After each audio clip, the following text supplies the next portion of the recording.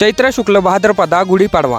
कसं आहे आपण सनातनी माणसं गुढीपाडव्याच्या दिवशी नवीन वर्ष का साजरी करतो माहितीये का? कारण याच दिवशी आहे ना आपल्या ब्रह्मदेवाने ही सृष्टी निर्माण केली होती म्हणून नवीन वर्ष साजरी करतो. आणि याच दिवशी आपल्या प्रभू श्रीरामांचा राज्याभिषेक पण झाला होता. त्यांना अयोध्यापती श्रीरामचंद्र असे नाव दिले होते म्हणून आपण गुढ्या उभारतो. आपला सनातन हिंदू धर्म एवढा सर्वश्रेष्ठ आणि सर्वोपरी आहे ना, या दिवशी तुम्हाला या सृष्टीमध्ये ना पूर्ण बदल घडून दिसतील. प्रत्येकाची एक नवीन सुरुवात होईल. प्रत्येक झाडाला नवीन फुल लागल, फळ लागल आणि पक्ष्यांमध्ये ना एक नवीन किलबिलाट दिसल तुम्हाला. पण काही येड्या डोक्याच्या माणसांना ना समजत नाही भाऊ. कसं आहे आपलं रोकठोक बोल नाही. मांस वगैरे खाऊन दारू वगैरे पिता आणि 1 जानेवारीला नवीन वर्ष साजरी करता आणि पडता मग इकडे तिकडे गटरमध्ये.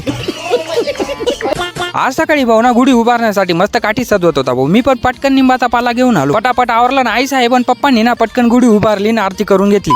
आंघोळ वगैरे करून मीन गोपाल निघलो डायरेक्ट मंदिराकडे. म्हणता चला आता नवीन वर्ष आहे, दर्शन वगैरे करून येऊ. आलो हनुमान मंदिरात. हनुमान दादाचे दर्शन केले, नारळ वगैरे फोडलं. तिथून निघलो डायरेक्ट पोहोचलो अंबिका माता मंदिर. आणि तिथं आपला मोंटी पलान पण भेटून जातो. मस्त आम्ही दर्शन वगैरे करतो. आणि तुम्हाला सांगतो गडावरच्या देवीचं आणि ह्या देवीचं एक सारखं स्वरूप आहे बरं. म्हणून तुम्ही या वर्षी दर्शनासाठी नक्की यायचंय.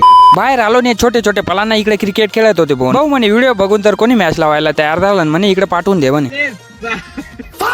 घरी आलो आई साहेब मस्त पुरणपोळ्या करत होती. आता आम्ही भोजन करतो, तुम्ही पटकन फॉलो करा.